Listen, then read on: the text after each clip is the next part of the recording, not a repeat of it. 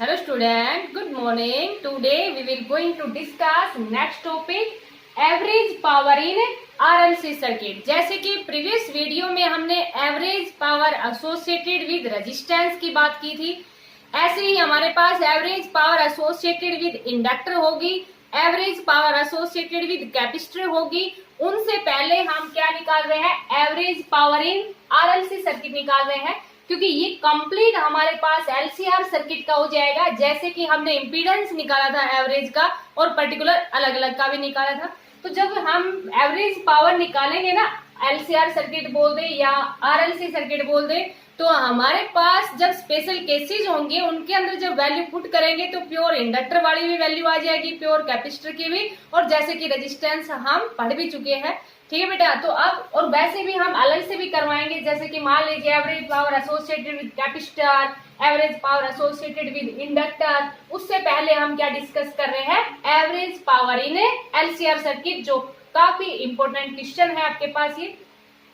तो जैसे कि हम ये पढ़ चुके हैं कि जब कोई भी ऐसी सर्किट है कंटेनिंग रेजिस्टेंस ओनली, तो रेजिस्टेंस के अंदर जैसे कि हमने सभी में अल्टरनेटिंग जो ईएमएफ था वो कितना लिया था, E = E not sine of omega t. और जब ओनली रेजिस्टेंस की बात कर रहे थे तो रेजिस्टेंस के लिए वैल्यू हमारे पास क्या आई थी, I = I not sine of omega t. ठीक है बेटा, याद है आपको ये। और जब हम कैपेसिटर की बात कर रहे थे, इंडक्टर की बात कर रहे थे, तो इंडक्टर के लिए हमारे पास जो वैल्यू आई थी वो क्या आई थी, ओमेगा टी माइनस π/2 आई थी इंडक्टर के केस के लिए। और जब कैपेसिटर की बात कर रहे थे तो कैपेसिटर के लिए हमारे पास क्या आई थी, ओमेगा टी प्लस π/2। आपको ध्यान है, ये पढ़ चुके हैं। तो अब यहाँ पर देखो हम क्या करते हैं कि जो अल्टरनेटिंग ईएमएफ है ना, उसको तो यही ले लेते हैं, क्योंकि ये हमारे पास कंबाइंड है। कंबाइंड हमारे पास क्या है, ये एलसीआर सर्किट बोल दें या क्या कहते हैं, आरएलसी सर्किट बोल दें।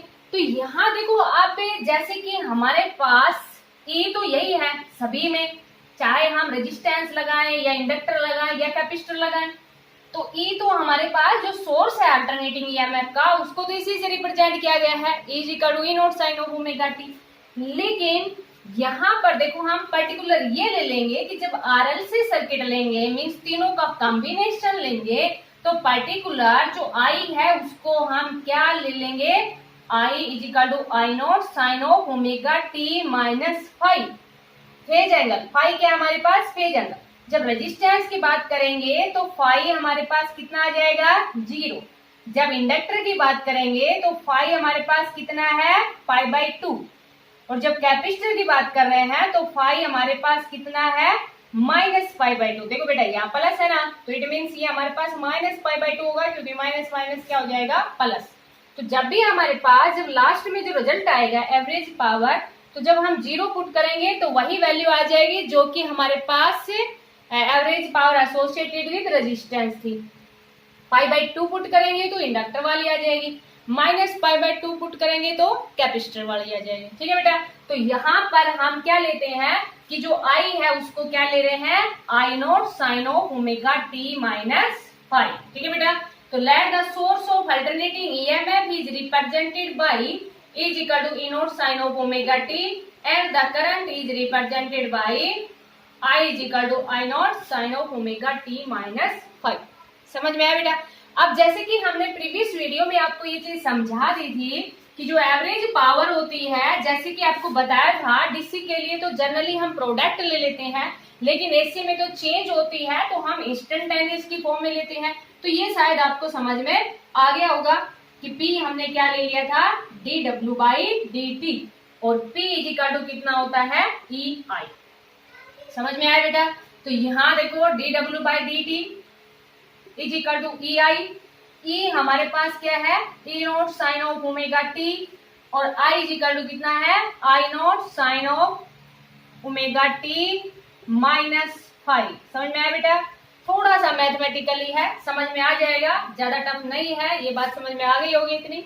आप देखो बेटा यहाँ पर dw = E not I not sine of omega t, बस आगे पीछे किया है। अब यहाँ पर देखो आपके पास मैथमेटिक्स का फॉर्मूला है जो कि आपने ट्रिग्नोमेट्री में +1 में पढ़ा होगा, और जो बायो के स्टूडेंट है तो बिल्कुल सिंपल है ये फॉर्मूला। कि साइन ए माइनस बी किसके इक्वल होता है, साइन ए कोस बी माइनस कोस ए साइन बी। मीन्स इसका मतलब समझ रहे हो ना बेटा, कि जैसे कि मान लीजिए सपोज करो हमारे पास कोई भी वैल्यू ले लो आप, कि साइन 90 डिग्री ले लो। अब साइन 90 की वैल्यू कितनी होती है, या आप ये ले लो साइन 60 डिग्री की वैल्यू ले लो, और इसी को आप ये लिख दो, साइन 60 को क्या लिख दोगे, 90 माइनस 30।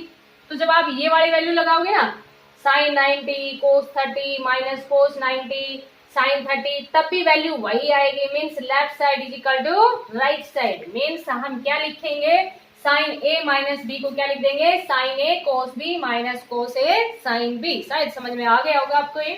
ठीक है बेटा, तो देखो यहाँ पर हम फॉर्मूला लगा देते हैं।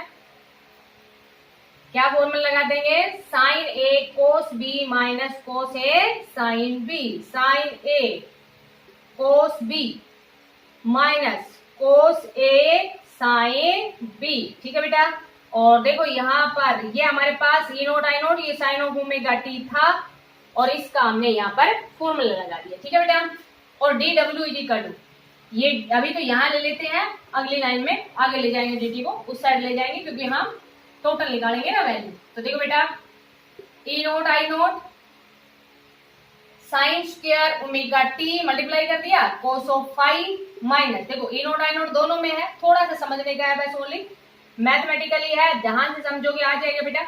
ई नोट आई नोट को कॉमन ले लिया तो दोबारा लिखने की जरूरत नहीं है। Sine square omega t cos of five minus, देखो बेटा यहाँ पर मल्टीप्लाई करोगे sine of omega t cos of omega t और इंटू साइन ऑफ फाइव और इंटू डी टी। समझ में आया बेटा। टोटल निकालने के लिए इंटीग्रेटिंग बोथ साइड, दोनों तरफ क्या कर दिया, इंटीग्रेशन कर दिया। अब इधर तो आपके पास W आ जाएगा ओवर द कंप्लीट साइकिल। इधर देखो बेटा ई नोट आई नोट दो इंटीग्रेशन हो गए हमारे पास, sine square omega t cos of five, एक तो ये इंटीग्रेशन हो गया over the complete cycle, E note I naught दोनों में से कॉमन है।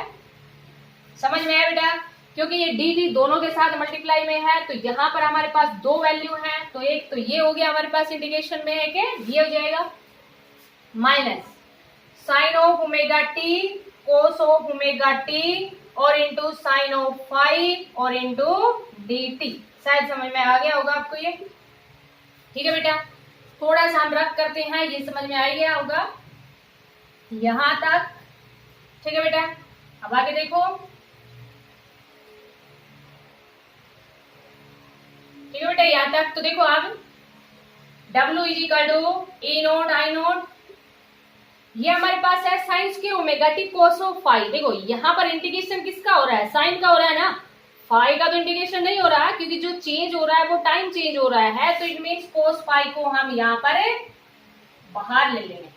इंटीग्रेशन किसका कर देंगे, 0 से t sign square omega t into D T. ठीक है बेटा, ऐसे देखो यहाँ पर साइन फाइव है, उसको हमने बाहर ले लिया, इंटीग्रेशन किसका कर देंगे, sine of omega t cos of omega t और into d d over the complete cycle. ठीक है बेटा, इसको रफ कर लेते हैं आप। ठीक है, अब देखो बेटा W is equal to E note I not cos of five. अच्छा, इसका इंटीग्रेशन आप पढ़ चुके हो, आपको ध्यान होगा, यहाँ पर मत करना यहाँ, क्योंकि थोड़ा सा कॉम्प्लेक्स सी सिचुएशन आ जाएगी, तो यहाँ आप अलग से करके दिखा देना सिंस। ठीक है, क्या करके दिखाओगे, sine square omega t into D t है ना, उसका इंटीग्रेशन क्या होता है t/2। कैसे, ये आपको समझा चुके हैं बेटा, 1 minus cos two omega two omega t divide by 2 लिखा था इंटू डी टी, और जब इसका इंटीग्रेशन कर रहे थे तो यहाँ पर 1/2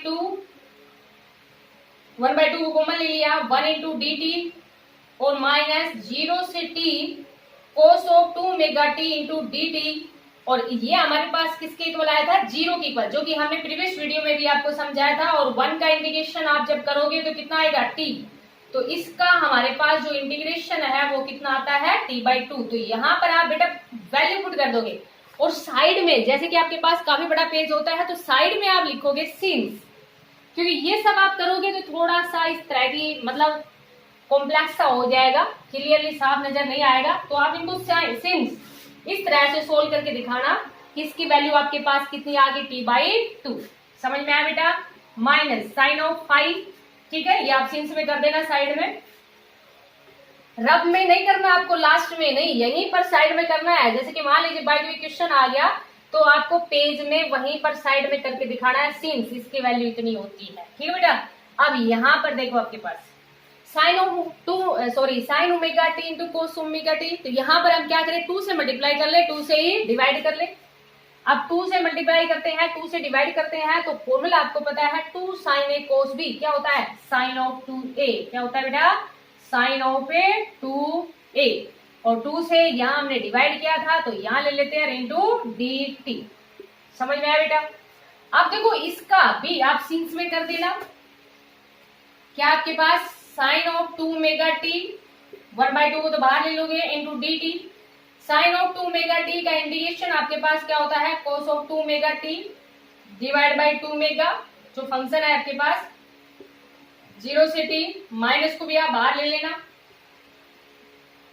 अपर लिमिट लगाओगे, कोस 2 ओमेगा की जगह कितना पुट करोगे, 2π/t, और इंटू t, और लोअर लगाओगे कोस ऑफ 0 डिग्री। समझ में बेटा? और ये ओमेगा को भी हम यहाँ बाहर ले लेते हैं, 1/4 ओमेगा, t से t कैंसिल हो जाएगा, तो यहाँ पर हमारे पास क्या आएगा, कोस ऑफ 4π माइनस कोस 0, कोस 4π की वैल्यू 1, 1 माइनस 1 0, तो ये सारा का सारा भी हमारे पास क्या बन जाएगा, 0। शायद समझ में आ गया होगा आपको बेटा। अब देखो सिंस करके ही आपको रिप्रेजेंट करना है, ये e not I not cos of 5 into t/2 minus sine of 5, और इस सारे का इंटीग्रेशन क्या आ गया, 0। समझ में आया बेटा? अब देखो ये हमारे पास कितना आ गया, e not I not cos of 5 और इंटू t/2, तो ये क्या आ गया, वर्क डन, ठीक है। लेकिन हमें तो क्या निकालनी है, पावर, तो w/t is equal to e not I not cos of 5 और डिवाइड बाई 2, और ये हमारे पास क्या है, पावर, और इज इक्वल टू, इसको हम क्या लिखते हैं, e note by √2 I note by √2 और कोस ऑफ 5, इसको हम आगे क्या लिख देंगे,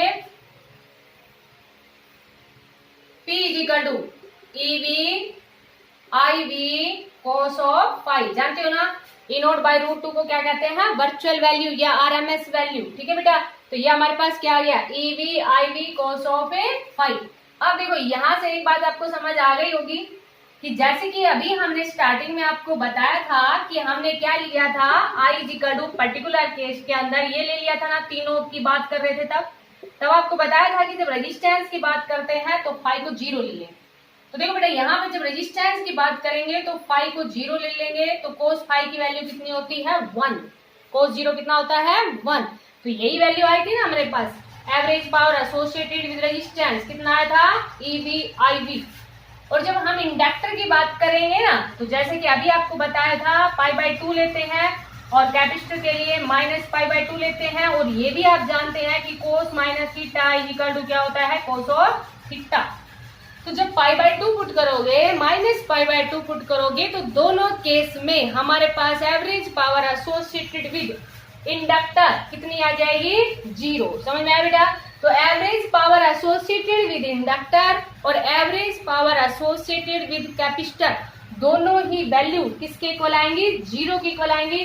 तो जैसे कि नेक्स्ट जो वीडियो होगी उसमें हम यही डिस्कस करेंगे, average power associated with capacitor 0 और average power associated with inductor 0।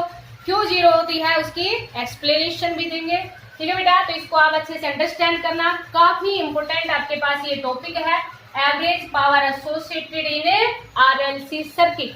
कितना आया, EV/IV कोस ऑफ 5। समझ में आया बेटा?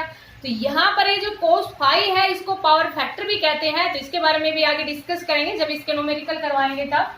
तो कुछ जितने न्यूमेरिकल हो आज से उनके आप प्रैक्टिस करना, इसको आप अच्छे से अंडरस्टैंड करना। Thank you, have a nice day.